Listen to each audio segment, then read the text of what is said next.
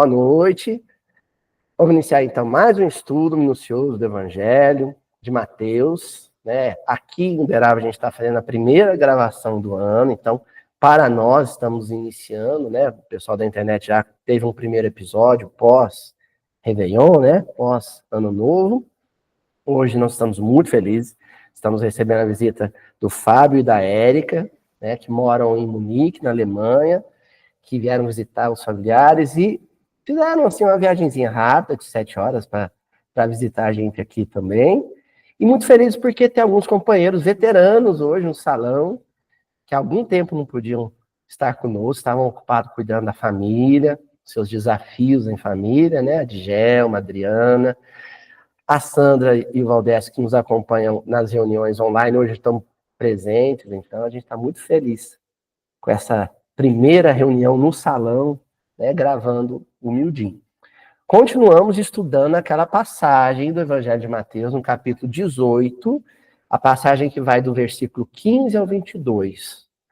Um grande desafio que a gente começou em 2024 e vamos adentrar 2025 com esse desafio, que é debater, discutir, e eu digo discutir porque eu tenho notado que após a gravação aqui no salão, a gente ainda conversa sobre o tema. Eu e minha mãe, a gente volta para casa dirigindo e conversando sobre o desafio que é o tema perdão, né?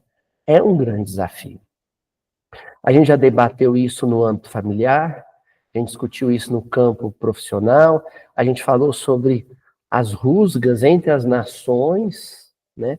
A dificuldade de perdão entre os povos, e hoje nós estamos gravando no dia 1º de janeiro, que é o Dia Mundial da Paz, né?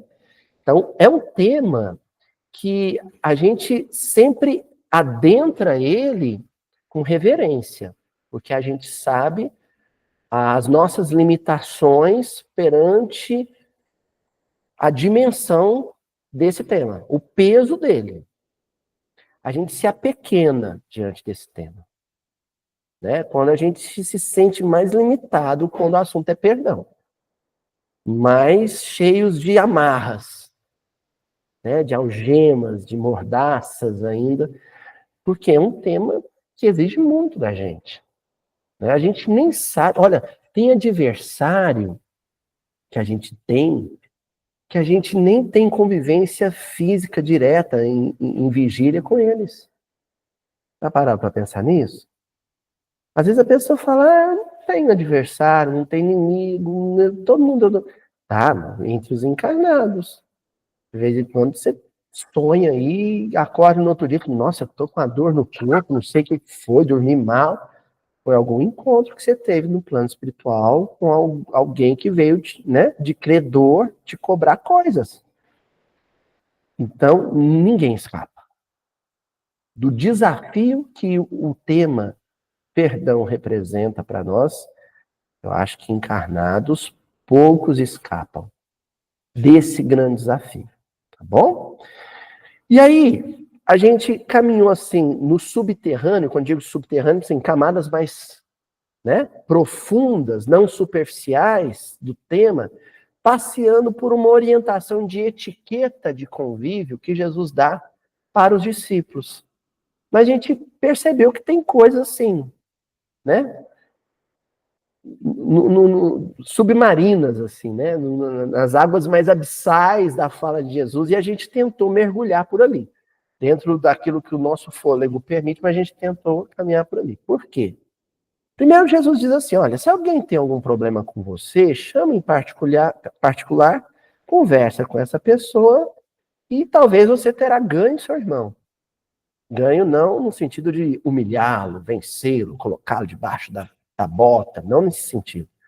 Ganho no sentido de ter tocado, sensibilizado ele, né?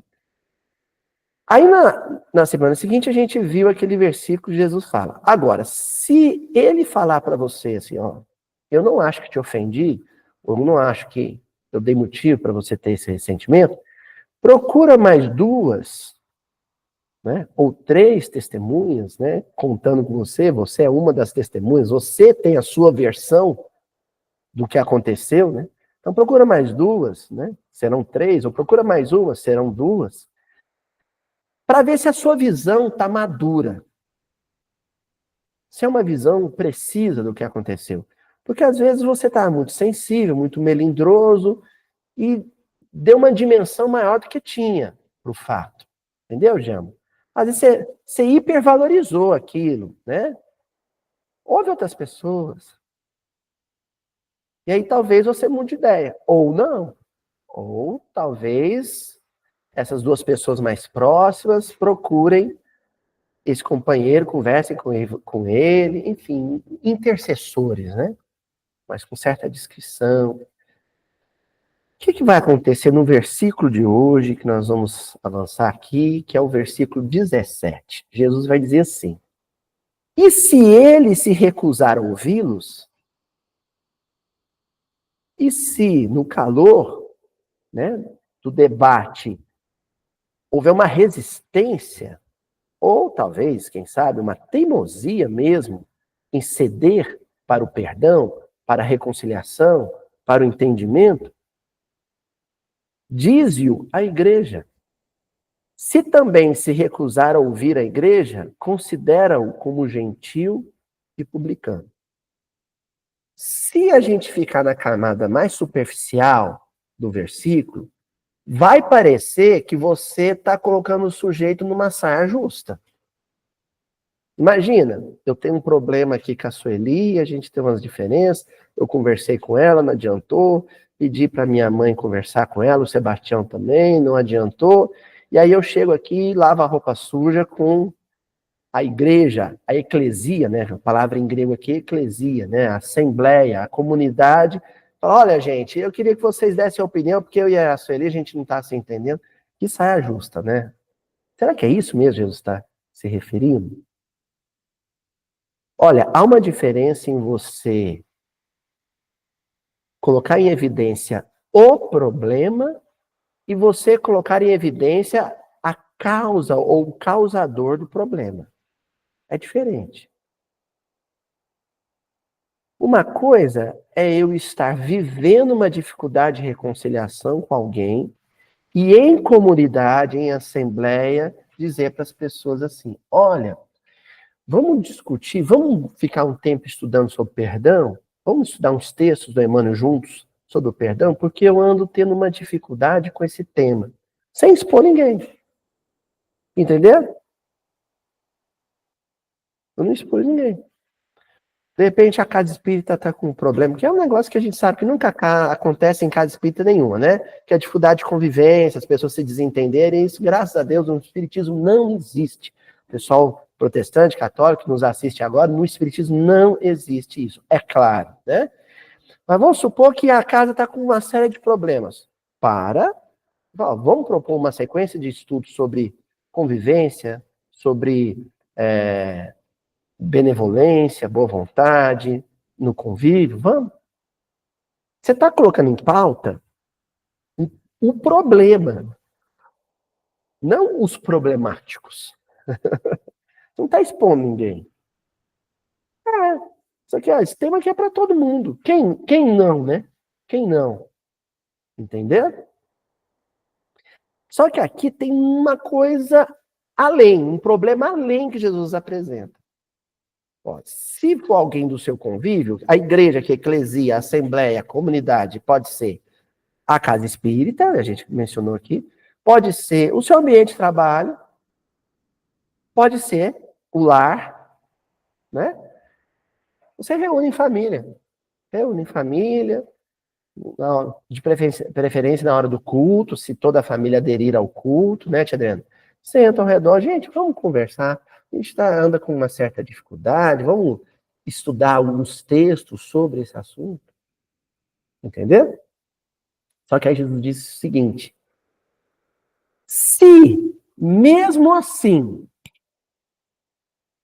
debatendo educadamente, cordialmente, fraternalmente, em torno de um texto sagrado, de uma literatura edificante, em torno da oração, em torno da prece, se mesmo assim os corações em contendas não se sensibilizarem, aí Jesus faz uma afirmativa sobre esses corações. E são as duas palavrinhas que eu selecionei. Selecionei as duas. Porque vocês vão ver que as duas são duas peças que se encaixam. Ele vai dizer o seguinte: esses que mesmo debatendo o tema, o assunto, em assembleia, em eclesia, não se sensibilizarem, é porque estes são gentios e ou publicanos. E aí a gente vai, o estudo miudinho de hoje é em cima dessas duas palavras, gentios e publicanos. Vamos primeiro entender no contexto histórico, cultural, onde a palavra era empregada, e depois como isso extrapola o convívio da época de Jesus. Gentios, os hebreus chamavam de goi. O plural é goim, os gentios. É todo não judeu. Todo não judeu na época de Jesus era chamado de goi. Ainda é. Os goim. Quem não rendia culto a Yahvé, a Deus, né? Eles não nomeiam, né? O Ocidente nomeia, né? Ao Deus de Abraão, era quem não era circuncisado, quem não era, quem não frequentava o templo pelo menos 3 vezes ao ano, né? Na época de Jesus, era um não judeu. Os romanos eram gentios, os gregos todos eram gentios, os egípcios eram gentios, os persas eram gentios, né? O pessoal de Jerusalém considerava os samaritanos gentios, muito embora também estudassem a Torá, eram gentios. Então, quem não era judeu era gentio. E o publicano, quem que era? Publicanos eram os contadores, né, da receita romana, os cobradores de imposto, né, os fiscais da receita romana, de origem judia, eram chamados publicanos, porque tinha alguns que não eram de origem judia. Então, quando um judeu traía o seu povo e se tornava um prestador de serviço da Receita Romana, do Império Romano, este era chamado de publicano. Mateus, o discípulo, Mateus, Levi, trabalhava na coletoria de impostos de Cafarnaum. Ele era um coletor de impostos de Roma. Ele era um judeu, digamos assim, que colaborava com um opressor, com o Império Romano. Ele era um publicano. Zaqueu era um publicano, em Jericó. Ele cobrava impostos para... Porque o cobrador de impostos, ele ganhava um percentual, entendeu?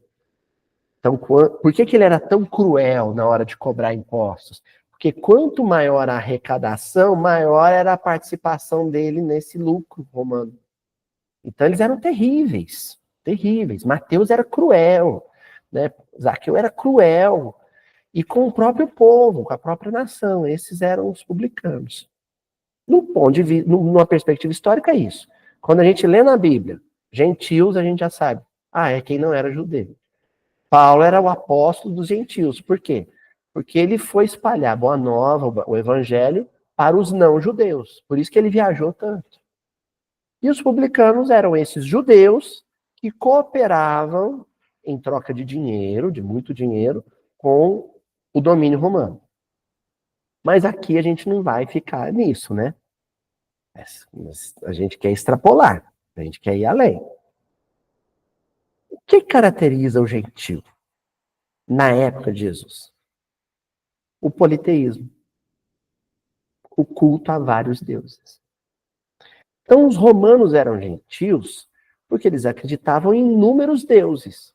Os gregos acreditavam em inúmeros deuses, eram politeístas. Aí alguém vai pensar agora, assistindo o vídeo, ou vocês aqui, ainda bem que a gente não é politeísta, né? Então é uma péssima notícia.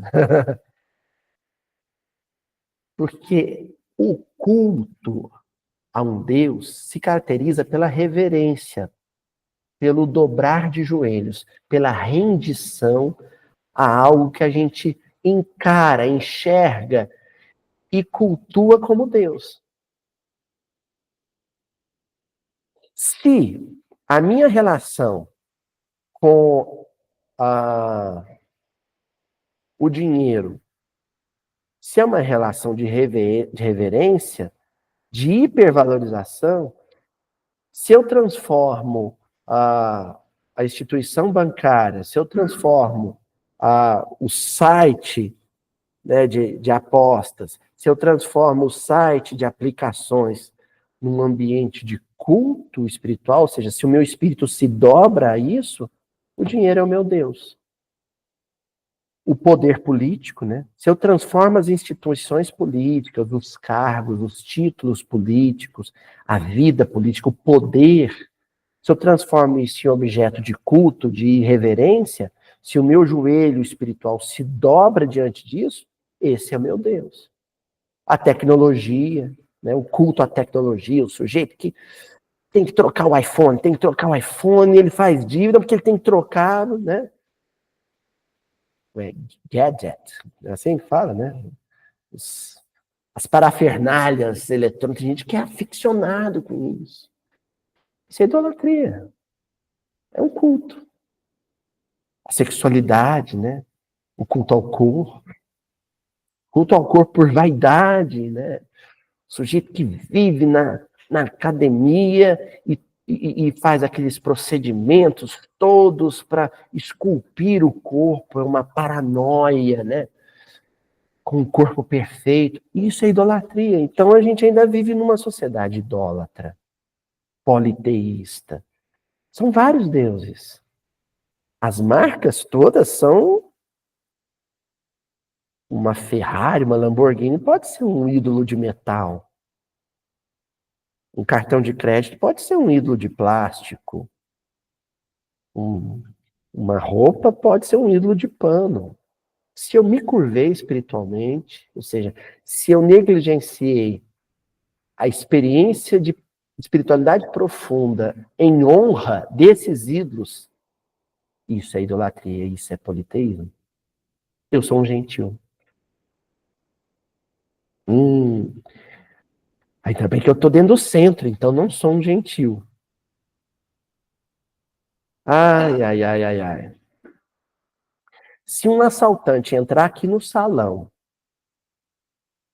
me pedir a chave do meu carro, e eu não entregar a chave do meu carro, e pôr a vida de todo mundo em risco, ou a minha em risco, por causa do meu apego ao carro, eu era um politeísta que estava assistindo palestra espírita, só isso. E o meu ídolo era o meu carro. Nós estamos falando isso aqui, eu estou olhando para a Sueli, porque eu estou criando uma história ficcional que aconteceu, na verdade. A Sueli e o Sebastião estavam no centro espírita quando os assaltantes entraram no centro espírita e pediram a chave do carro. E essas almas bondosas, né, falaram, vai em paz, meu irmão. Não foi esse, não sei se falou vai em paz, meu irmão, não. Teve essa paz, mas faz de conta que teve, tá? Teve isso, vai com Deus, né? Vai com Deus, né? Teve isso, então, quer dizer, e se não, meu carro, meu celular, minha casa, né? Sujeito que porta uma arma em casa para defender o patrimônio é um idólatra. É um idólatra. Estão entendendo como isso é complicado, gente? E ele pode ser um frequentador de centro espírita, pode ser até um palestrante espírita.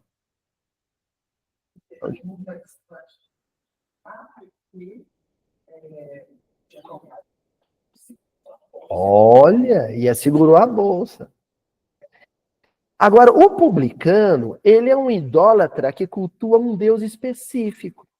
Qual a diferença do publicano para o gentil normal? O publicano é aquele que se posta como um religioso, no caso da época de Jesus, um judeu, né? Hoje vamos considerar um espírita. É um espírita, por exemplo, que ele flerta, é o que Jesus chamava de raça adúltera, ou seja, ele é um adúltero. Ele é casado com Deus, ele tem uma aliança com Deus, o termo é esse mesmo, bíblico, né? A aliança é a nação que fez uma aliança com Deus, mas ele tem um relacionamento extraconjugal com um Deus. E Jesus cita esse Deus nos evangelhos, Mamon.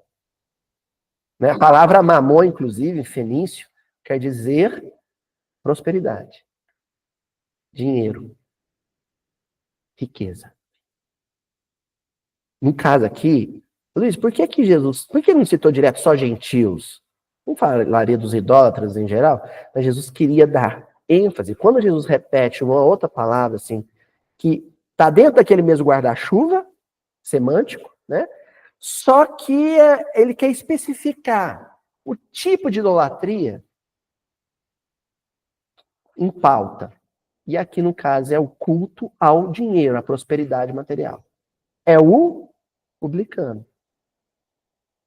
No caso aqui, o publicano. Qual que era o grande problema do Zaqueu? Quando ele se liberta desse culto, quando ele se liberta dessa idolatria, qual que é o ato que marca esse rompimento com o culto a Mamon? Ir lá no cofre, né, assim, abrir o cofre, pegar tudo que ele tinha e distribuir. 4 vezes mais, assim, quadro. Senhor, se eu tomei alguém, se eu extorqui alguém, explorei alguém, eu vou pagar 4 vezes mais. É um gesto de ruptura com a idolatria específica dos publicanos. Porque eram idólatras. Eram judeus de nascença, ou seja, conheciam a lei de Moisés, conheciam a lei. E ainda assim, o Deus da prosperidade que os romanos oferecia para eles hipnotizou, fascinou, embriagou. Aloysio, tá, agora entendemos por que se selecionou gentil e publicanos, mas qual a conexão disso com a temática central da passagem, que é o perdão? Quando você cultua outros deuses, no caso dos gentios, quando você cultua um deus amante, digamos assim, um deus concubina, que é o dinheiro, você nega o Deus espiritual. Se você nega, não a existência de Deus, mas a importância de Deus, é diferente. Porque fica parecendo que a gente vai estar pegando no pé dos ateus, né? Ah, então isso é para quem nega a existência de Deus. Não, é para quem nega a importância de Deus. Porque às vezes eu acredito na existência de Deus, mas não dou a importância justa para Deus. Então, meu problema não é a negar a existência, é negar a importância. Se você nega a importância de Deus, você nega a paternidade de Deus. Se eu negar a paternidade de Deus, eu nego a minha irmandade ou a minha fraternidade com os outros. E aí entra a dificuldade com o perdão. Estão entendendo? Idólatras, politeístas, e politeístas podem frequentar uma casa espírita, podem fazer palestra espírita, podem escrever livro espírita, pode ser médium espírita. Idólatras negam a importância de Deus. Negam Deus no centro das coisas. Porque colocam outra coisa no centro de importância. Deus é periférico. A espiritualidade, a religiosidade é marginal. No centro de importância está a carreira, está a profissão, né? Está outras coisas. Negou a importância de Deus, negou a paternidade dele. Se eu neguei que ele é meu pai, eu neguei que o outro é meu irmão. Aí pronto, a dificuldade de perdoar. Se o outro não é meu irmão, não tem por que perdoar.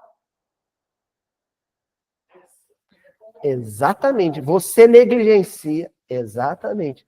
Ao negligenciar o primeiro mandamento, que é amar a Deus sobre todas as coisas, você negligencia a noção de família universal. Aí o perdão. Entendeu? Porque o último ensinamento de Jesus na cruz foi o do perdão. Porque ele está falando com uma população idólatra. Ele está falando com romanos idólatras e com judeus idólatras.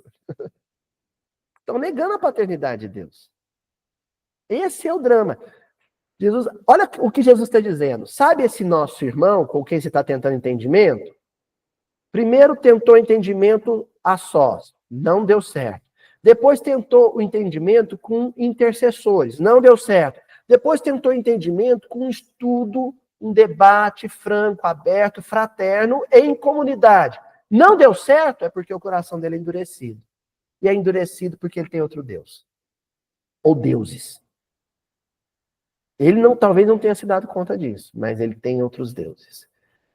E se ele tem outros deuses, o Deus de Abraão, Isaac, Jacó, o Deus de Jesus, o Deus de Allan Kardec, o Deus de Chico Xavier, não é pai. Para ele não é pai. Entendeu? É um Deus mais. Porque no politeísmo romano era assim. Você tinha a figura de Zeus como pai de alguns dos deuses, não eram de todos. E ele não era pai da humanidade. Pelo contrário, Zeus rivalizava com a humanidade. Então você coloca o Deus de Abraão, Isaac e Jacó em pé de igualdade com qualquer outro Deus romano. Esse era o problema, né, da comunidade helênica, da comunidade clássica romana na época. É o grande desafio que Paulo enfrentou. Qual que é o nosso desafio contemporâneo? É esse. São deuses demais. E aqui eu vou destacar um Deus que tem roubado a nossa atenção do culto ao Deus, o Deus espiritual, mesmo quando a gente aparentemente está mergulhado em temática religiosa. A internet, sobretudo as redes sociais. Ah, mas eu fico nas redes sociais vendo palestra espírita. Está errado. Se você está na rede social vendo palestra espírita, você não está conversando com o seu marido. Você não está dando atenção para os seus filhos. Eu já falei isso aqui uma vez. Assistir um miudinho, precisa assistir 3. Uma vez só, né? Assiste, pronto. Aí vai cuidar da sua vida. Assistiu o Arthur Valadares, aquela semana, não precisa assistir o miudinho. Quem fica enfurnado em internet, vendo palestra de palestrante espírita, está fugindo da vida real. Quem fica na internet por qualquer motivo, mesmo que seja espiritualidade, está fugindo da vida real. Porque a nossa relação com Deus tem que ser uma relação direta, sem intermediários. Entendeu? Essas palestras aqui é uma contribuição nossa, gente. Gente, eu faço um miudinho, depois eu vou cuidar dos meus afazeres domésticos, profissionais, mas sempre com Deus. Eu tento fazer isso. Eu não fico preparando miudinho a semana inteira, não. Porque tem uma coisa maior que chama viver. E a gente está transformando as redes sociais em culto. Uma sociedade de performers, né? Performance. O tempo inteiro você tá aqui, ó o meu Natal, olha aqui meu Ano Novo, ó, tô passeando no shopping, olha, tô aqui no clube. Aí tira a foto do prato de comida, olha aqui o que eu tô comendo agora. Tá? Que loucura que é essa? Isso aí, toda ideia fixa, todo culto a uma ideia fixa é idolatria.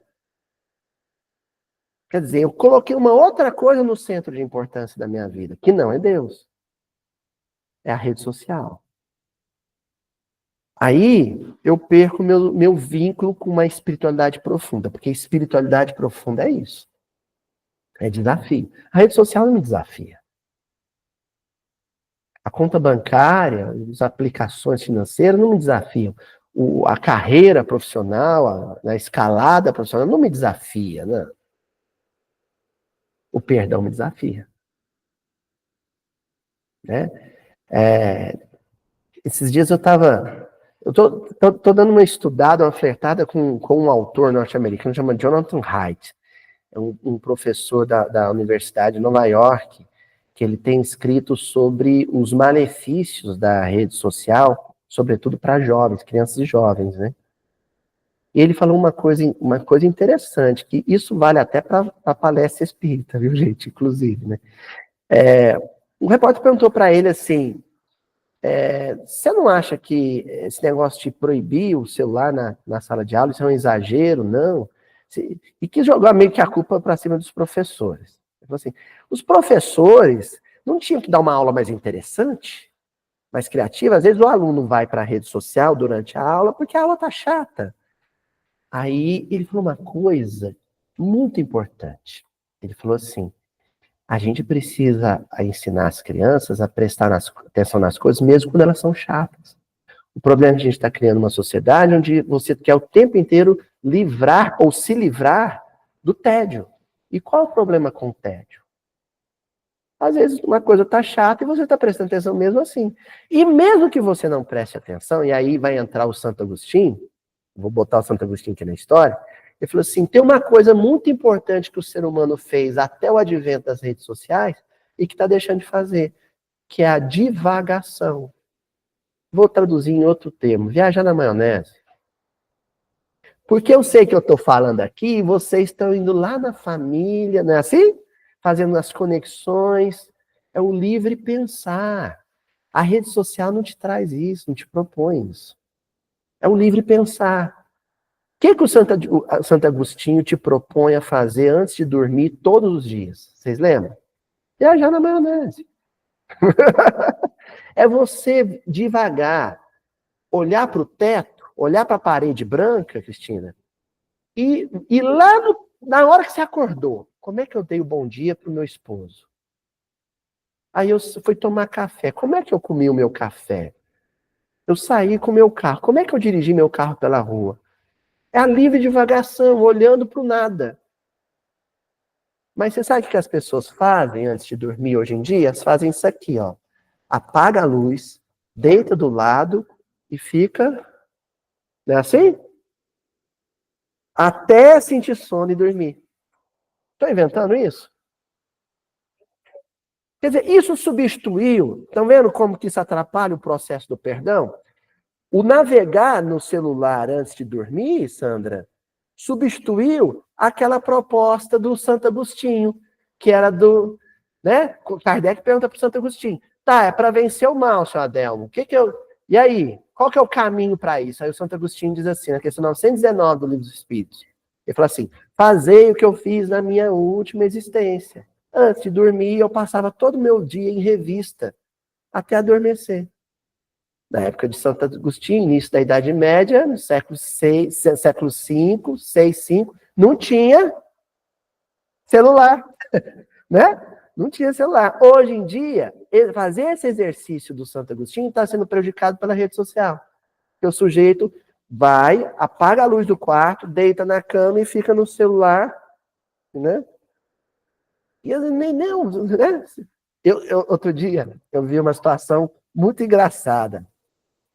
Um marido chegou para mim, num desses encontros espíritas, eu fui fazer palestra, chegou para mim e falou assim, você divide o meu leito conjugal, eu e minha esposa. Eu falei, oi, tudo bem? Prazer, Luiz. Ele, você, rapaz, deita eu, minha esposa, ela senta, deita do lado com o celular e vai assistir Mildinho, deitaram na cama, nós três, eu, você e minha esposa. Ah, tá, tá errado. Falei para ela na ocasião, eu falei, não, tá errado. Porque às vezes é a hora que você senta ou deita para fazer a retrospectiva do dia e é onde você cutuca o outro e já estava até roncando e fala, bem, aquela hora eu te dei aquela resposta assim, eu queria te pedir desculpa. Queria que você me perdoasse. Ou então, faz o que Jesus aconselhou no primeiro versículo da passagem. Bem, eu não queria que a gente dormisse de mal, mas eu queria te dizer que eu estou magoada com uma coisa que você me falou hoje. Ali, só os dois, no leito conjugal. E isso está sendo prejudicado por o culto a um negocinho, um equipamentozinho desse tamanhozinho, né?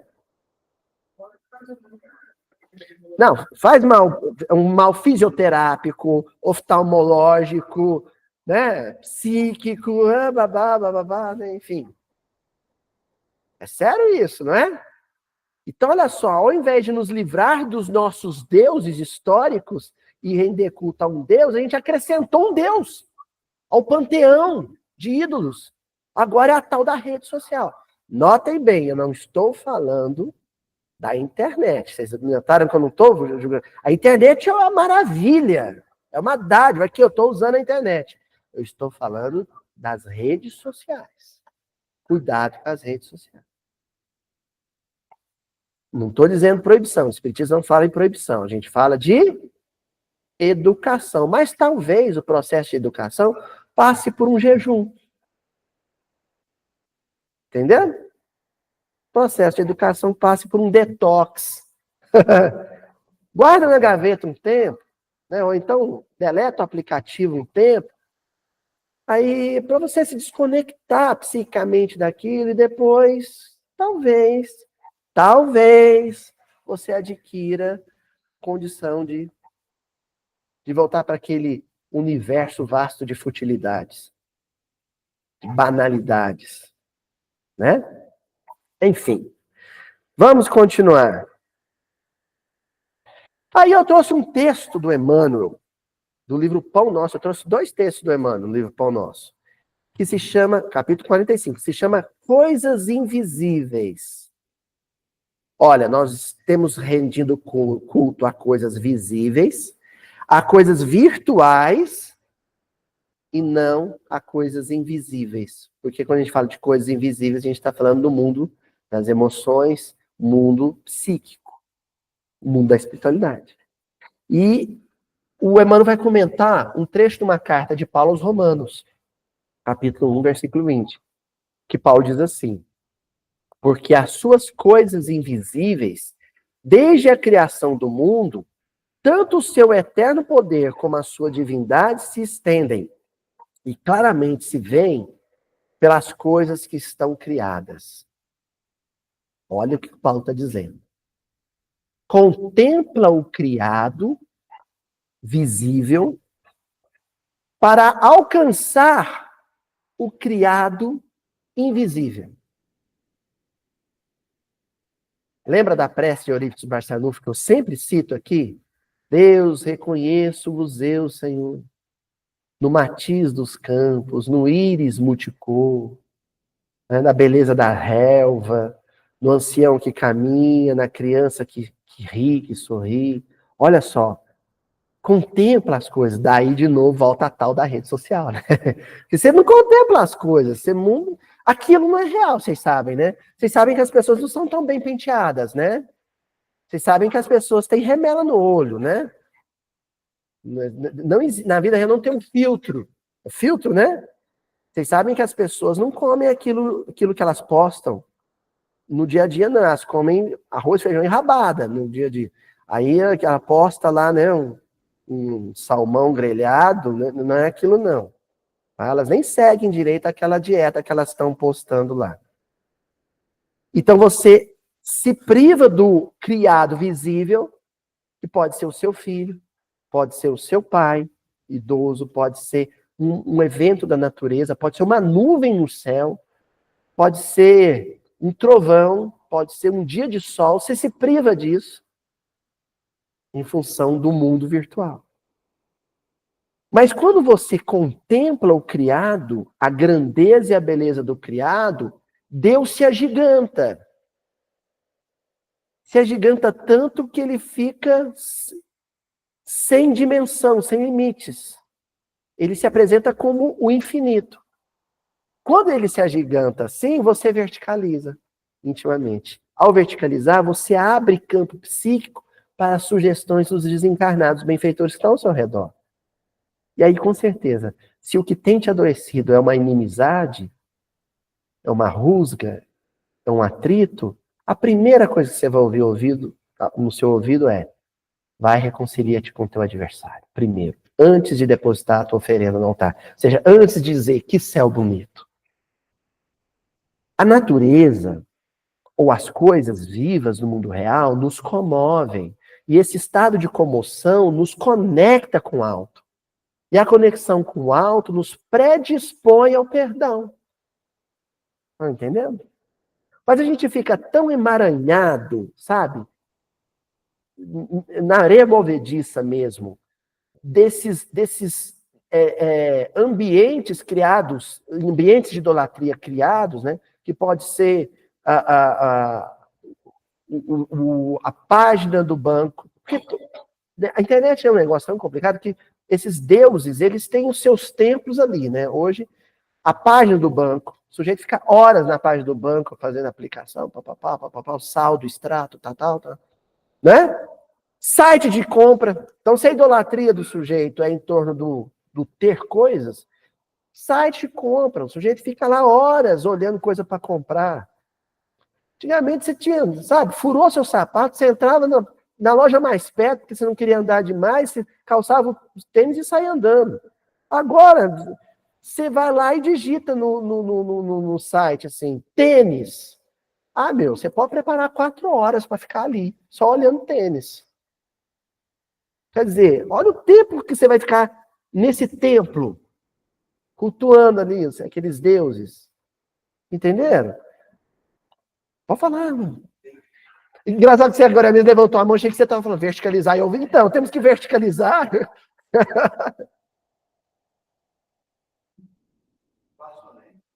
Às vezes a gente não está mas não está presente da forma porque está perdido. Porque de pensamentos não vive presente. É assim, esses deuses sociais, eles criam ambientes no mundo físico, ambientes de culto no mundo físico, ambientes de culto no mundo virtual e ambientes de culto no mundo psíquico.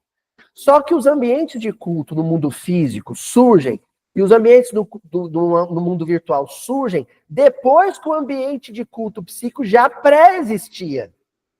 Primeiro você se curva ao Deus, depois entra no templo dele. Entendeu? É isso mesmo, Fábio. Você já está ali curvado, sabe? Genuflexório, assim.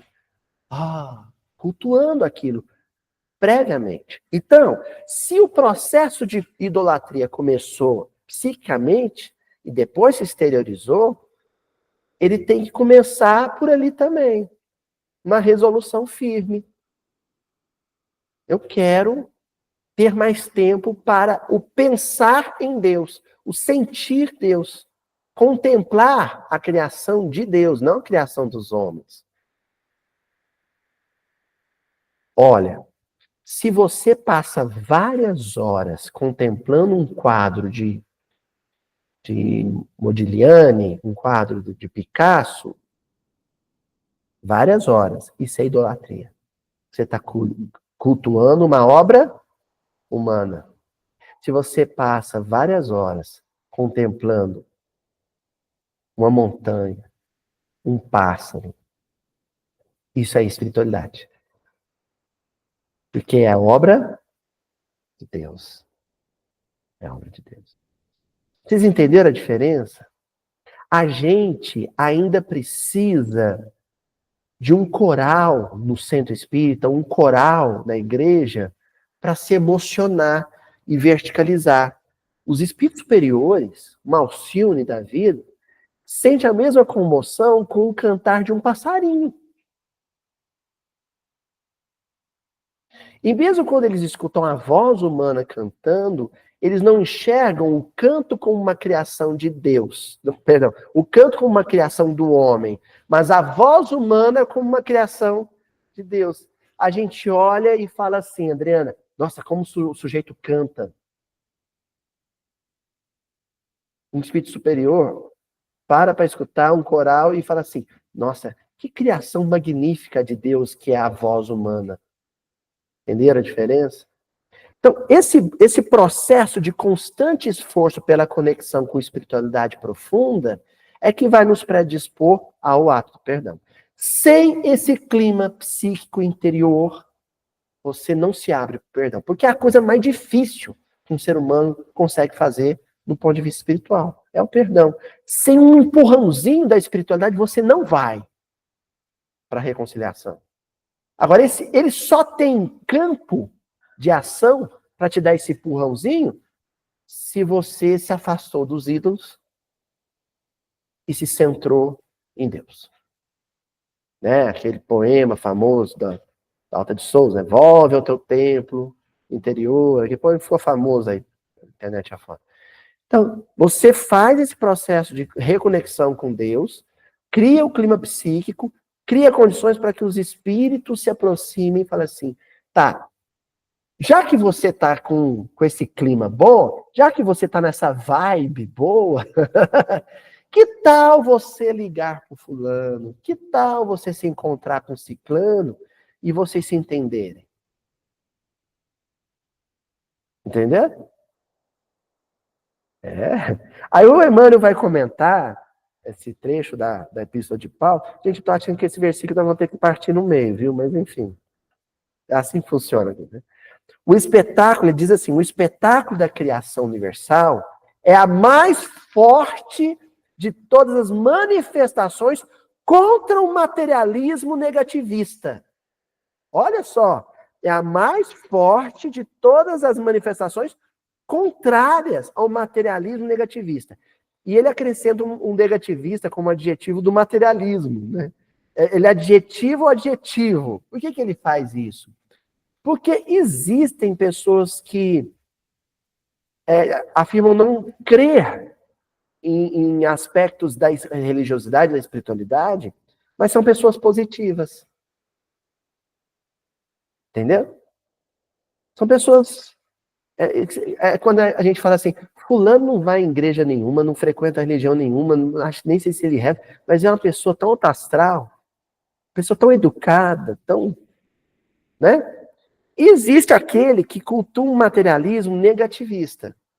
É aquela pessoa que tem uma relação de idolatria, de culto a vários ídolos, e é uma pessoa baixo astral. Ela puxa você para baixo. O Emmanuel está falando disso. Filho da ignorância e da insensatez. São as coisas criadas que falam mais justamente da natureza invisível. Olha, as coisas criadas. Ele está falando de que tipo de criação humana? Está falando da obra de Deus. Então, busca essa contemplação genuinamente religiosa no seu dia a dia, que não precisa, aliás, nem deve acontecer sempre no centro espírita ou na igreja. Porque se a gente fica com hora marcada, hora e local marcado para viver isso. Não é assim que funciona. Então, o senhor Adelmo lá na Pedreira, um dia, bateu o olho assim, Adelmo, gente, mas olha que basalto bonito. Aí pega aquela pedra, né? Que negócio bonito. Né, senhor Adelmo? Tem umas pedras bonitas, né? Os geógrafos me matam se eu falar pedra. É rocha. Não é, Adriana? Rocha, né? Quase. Os geógrafos vão bater aqui.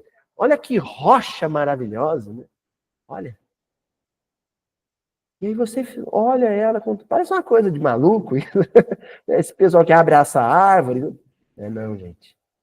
A gente está precisando se reconectar. A gente está precisando urgentemente se reconectar com o barulho de um riachinho.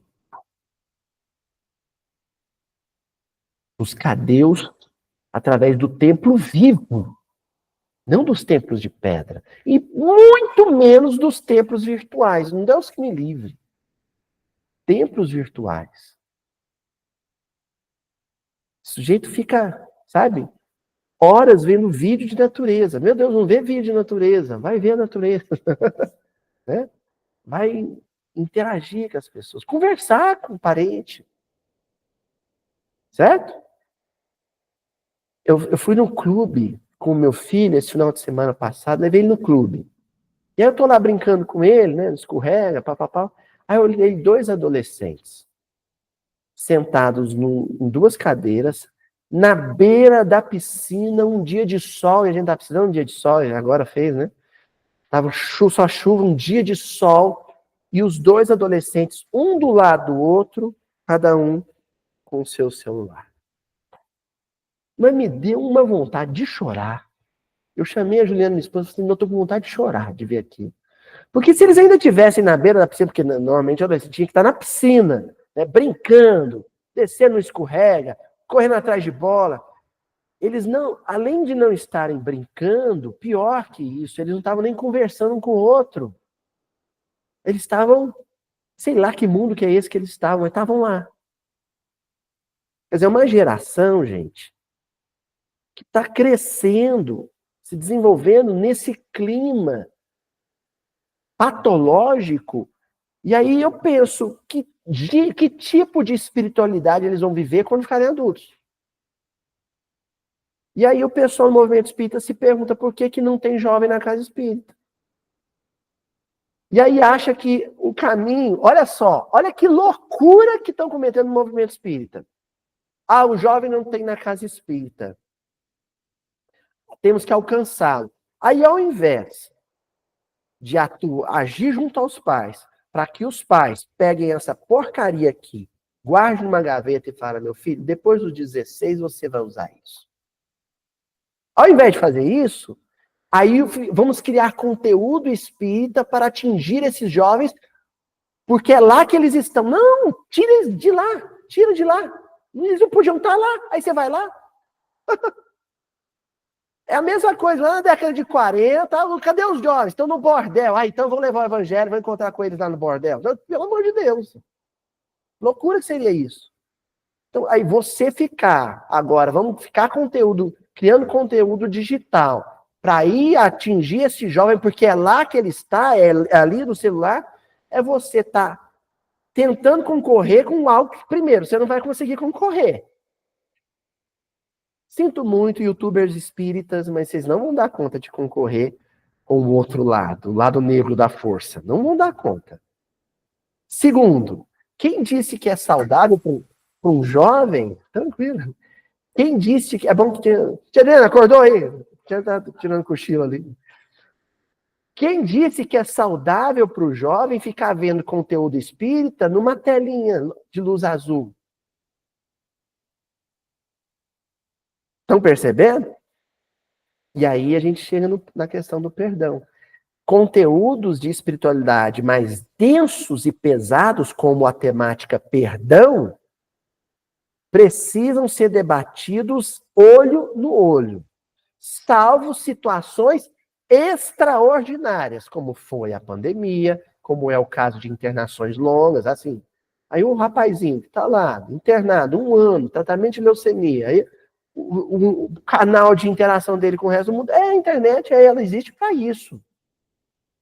Agora, os pais devem pegar esse celular, guardar. Nossa, gente, jovem de 14 anos com celular, jovem com menos de 16 anos com celular na mão. Ah, mas eu preciso saber onde o meu filho está. Ai, que problema, isso é complicado. Isso é complicado. Tem que correr atrás de bola, tem que ter o livre brincar, tem que interagir com a família, tem que interagir com os irmãos. Sabe por quê? Esse jovem que vai estar em contato com o mundo, a realidade do mundo familiar, do mundo escolar, esse jovem ele vai estar mais predisposto a essa espiritualidade contemplativa que o Emmanuel está mencionando na mensagem, das coisas invisíveis.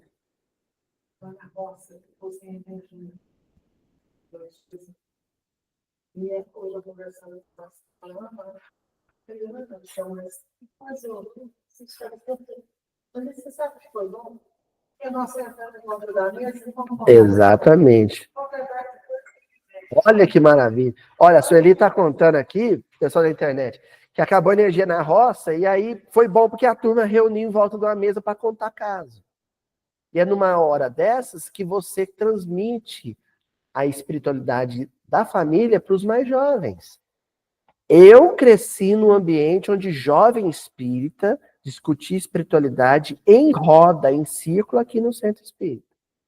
E eu não acho que isso acabou porque a mocidade não era interessante ou porque o evangelho é chato. Não. Eu sei direitinho onde acabou. Eu fui marcando.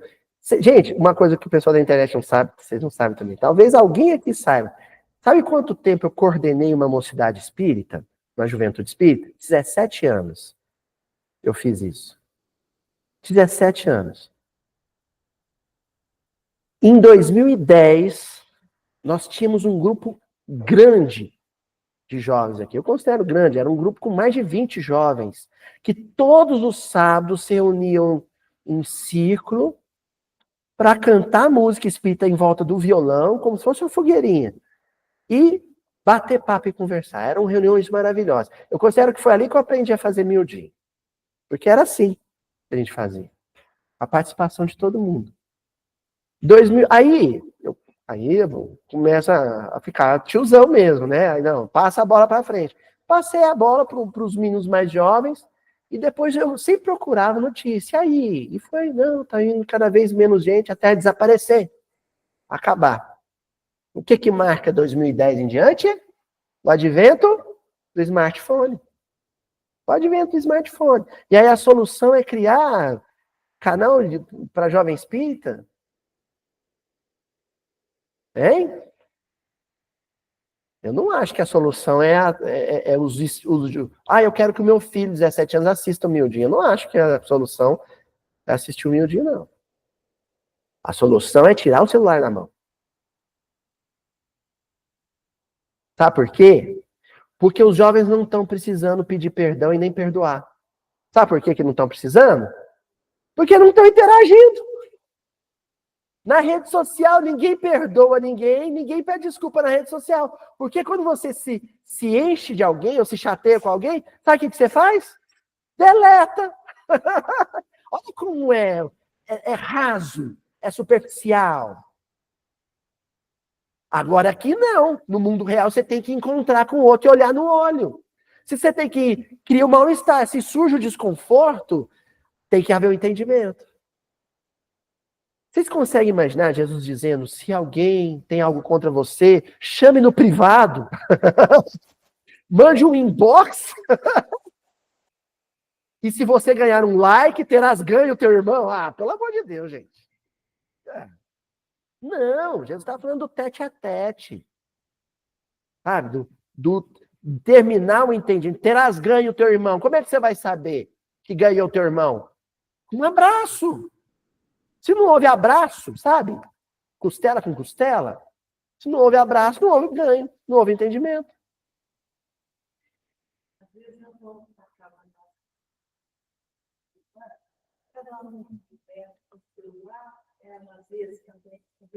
Ó, minha mãe entregando minha irmã aqui em rede mundial. Lá na Alemanha, não saber que... Mas é.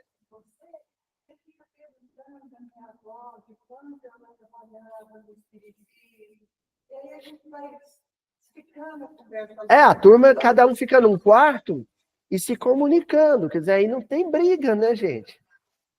Não tem briga, né? Gente, tem pai que vai dar sermão no filho. Aí sabe o que o filho faz? Acelera o áudio do WhatsApp. Acelera, fala logo, velho. Né? Acelera o áudio. Não, daqui, dá seu celular. Guarda esse negócio na gaveta. Passa a chave. Agora vamos conversar, porque aqui não tem jeito de se acelerar o áudio. E nem modular a altura. Eu vou falar na altura que eu quiser. Entendeu? Então, isso aí é complicado. Isso é muito delicado. O Emmanuel, ainda falando disso, hein?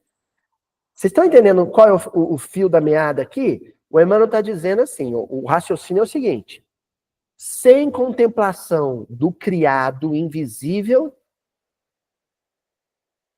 e do invisível, no caso, é quando você olha para fora e depois olha para você, né?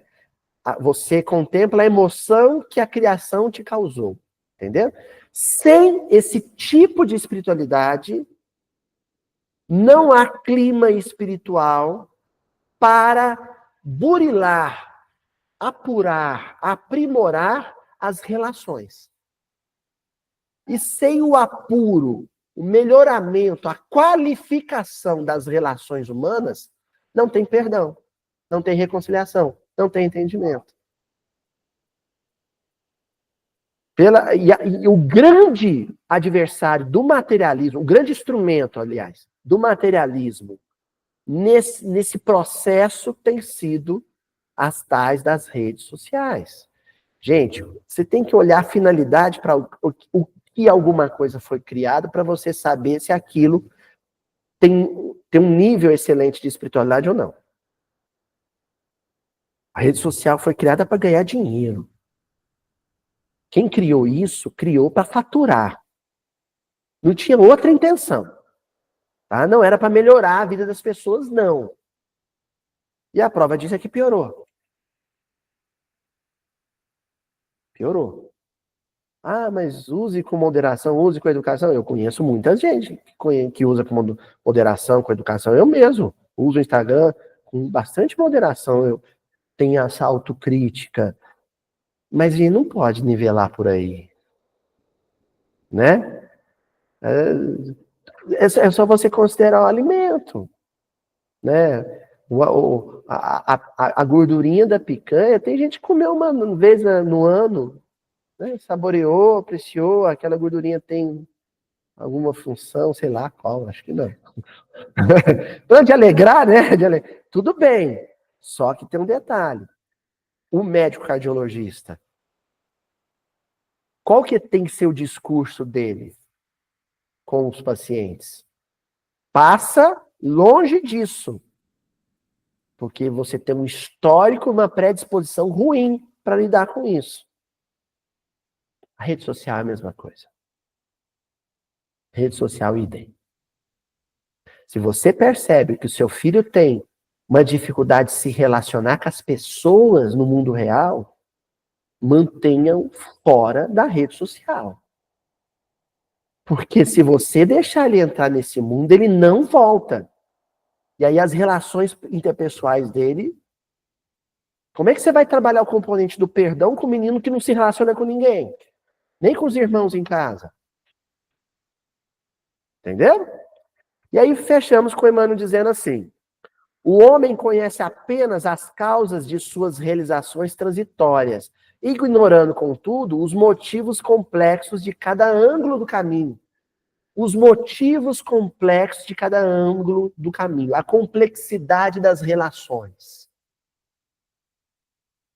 Estão percebendo? Os idólatras não conseguem perceber a complexidade das relações, porque eles se relacionam com coisas, não com pessoas. Todo ídolo é de pedra. Sabe o que é isso? O ídolo de pedra é uma metáfora para se referir aos ídolos de metal, de plástico, sabe? Aos algoritmos.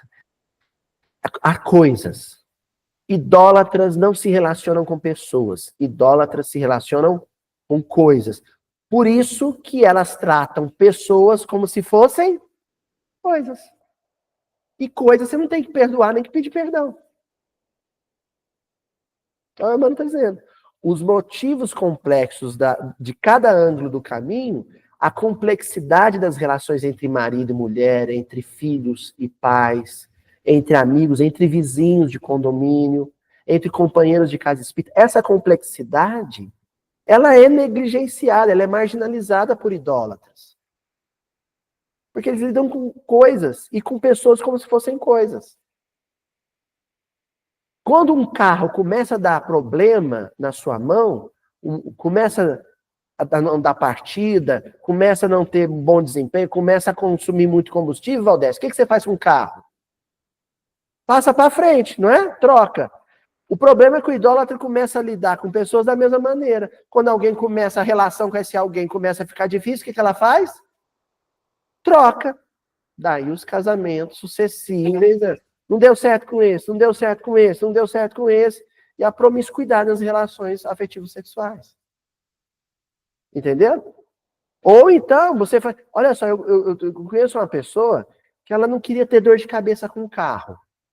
Não queria, não, tá pagando imposto, leva a revisão. Aí, sabe o que ela fazia? Ela tinha dinheiro, ela só andava com carro alugado. Cada semana, um carro diferente. Tinha dinheiro para isso. Cada semana com um carro diferente. Aí isso parece essa moçadinha, a juventude, com o tal do ficar, né? Não vou namorar, eu vou ficar. É o carro alugado.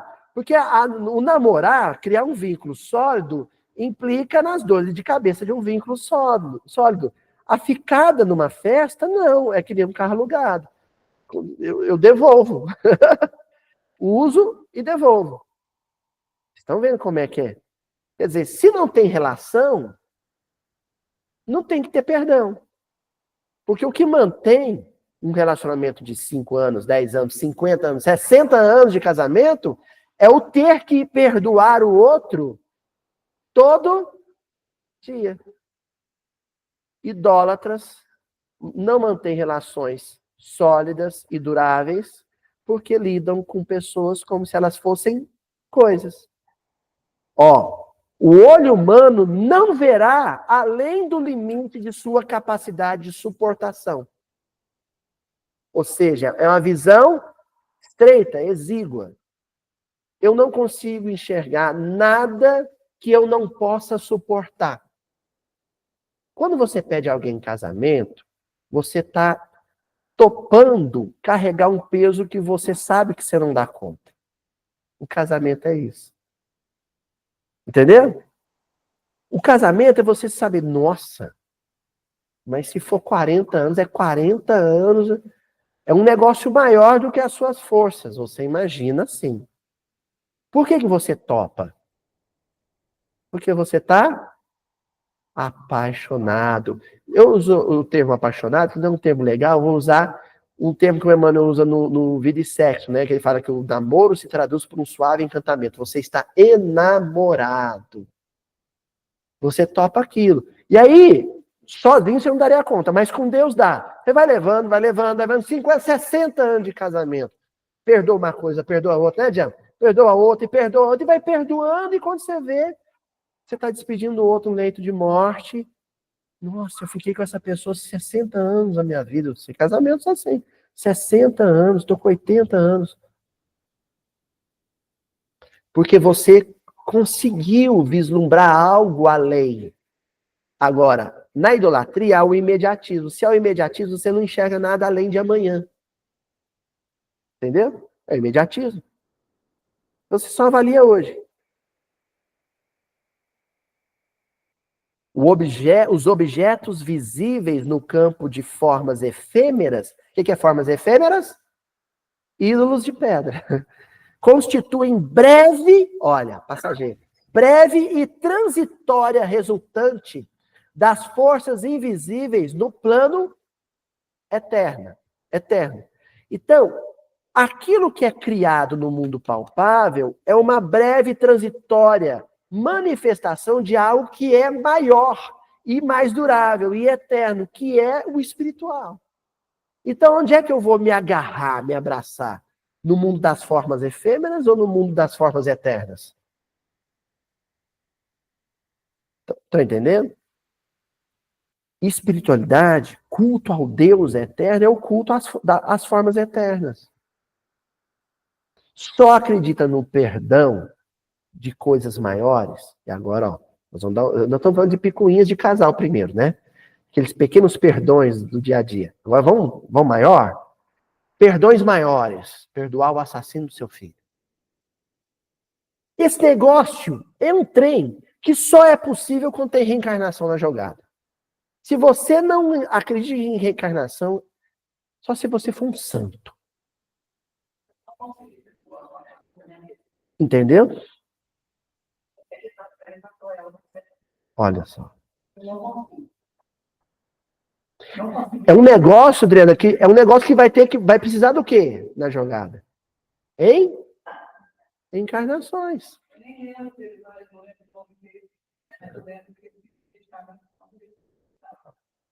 São coisas.